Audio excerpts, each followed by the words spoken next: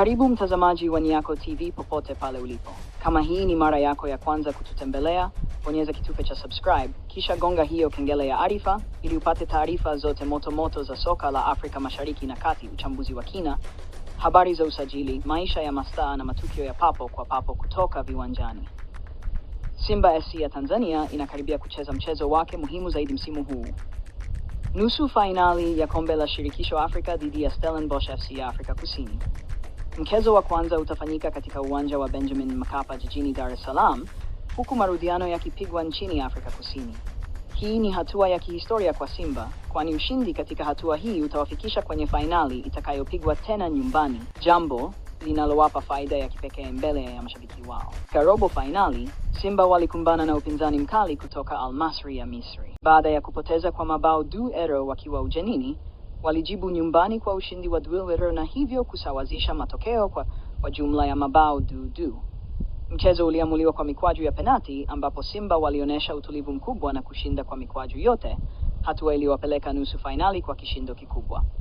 Wapinzani wa Simba, Stellenbosch FC, wamekuwa moja ya timu za kushangaza msimu huu. Timu hii kutoka Afrika Kusini imeingia kwa mara ya kwanza katika hatua ya nusu fainali ya CAF Confederation Cup, na haipo hapa kwa bahati. Walitoa Zamalek ya Misri kwa ushindi wa goli 1-0 wakiwa ugenini, jambo lililowaweka kwenye ramani ya soka la Afrika na kuonesha kuwa ni timu ya kuogopwa. Kocha wao Steve Barker ameijenga timu hii kwa misingi ya nidhamu, kasi na umiliki wa mpira. Wakiwa na mfumo wa 4-3-3 unaowategemea zaidi wachezaji wa pembeni na mashambulizi ya haraka. Kwa upande wa Simba SC, kocha Fadlu David ameleta mabadiliko makubwa ya kiufundi na kimbinu tangu aanze kuinoa timu hiyo. Akiwa na uzoefu kutoka ligi ya Afrika Kusini, Fadlu ameimarisha nidhamu ya mchezo, safu ya kiungo na kasi ya mashambulizi. Amekuwa akibadilisha mifumo kati ya 4-2-3-1 na 4-3-3 kulingana na aina ya mpinzani, akilenga kuongeza umiliki wa mpira na kubana mianya ya mashambulizi ya haraka ya wapinzani. Katika maandalizi yake kuelekea mchezo dhidi ya Stellenbosch, Fadlu amekuwa akisisitiza nidhamu ya juu, umakini wa kukaba kwa pamoja na mawasiliano madhubuti kati ya safu ya ulinzi, kiungo na ushambuliaji. Katika safu ya kiungo, anawategemea sana Fabrice Ngoma na Eli Mpanzu. Ngoma ni kiungo wa kukaba anayeweza kuharibu mipango ya wapinzani, wakati Mpanzu ni kiungo fundi mwenye uwezo wa kuunganisha safu ya ulinzi na ushambuliaji kwa kasi na ubunifu. Mpanzu, mzaliwa wa Jamhuri ya Kidemokrasia ya Kongo, alianza soka lake AS Vita kabla ya kwenda majaribio katika Genk ya Ubelgiji. Tangu ajiunge na Simba, amecheza mechi 30 za CAF, akifunga mabao 4, kutoa asisti 6 na kuwa na wastani wa 87% ya pasi zilizokamilika.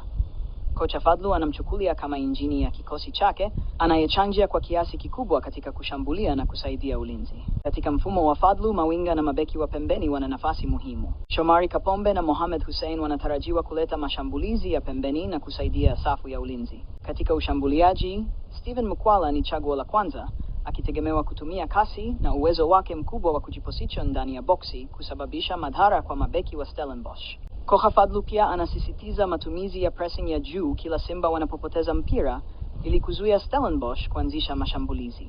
Pia amekuwa akijikita katika mazoezi ya mipira ya set piece, kona, faulo na penati, akiamini kuwa mechi za kimataifa mara nyingi huamuliwa na mabao ya aina hiyo. Mbali na maandalizi ya kimfumo, Fadlu pia anafanya kazi kubwa katika upande wa kisaikolojia wa wachezaji wake.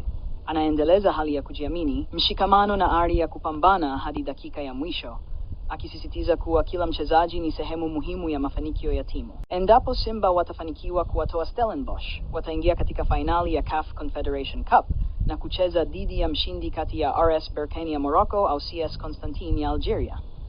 Fainali hiyo itapigwa katika uwanja wa Benjamin Mkapa, hali inayowapa Simba faida ya nyumbani katika pambano la mwisho. Kwa kuzingatia maandalizi, ubora wa kikosi, ari ya mashabiki na mipango ya kocha Fadlu David, Simba wana nafasi nzuri ya kuvuka hatua ya nusu fainali. Hata hivyo, Stellenbosch si timu ya kubezwa. Ushindi utahitaji nidhamu ya hali ya juu, umakini wa dakika zote 90 na matumizi bora ya nafasi. Endelea kufuatilia Nyako TV kwa uchambuzi wa kina, taarifa zote za wachezaji, benchi la ufundi na mwenendo wa mchezo huu muhimu wa Simba SC dhidi ya Stellenbosch.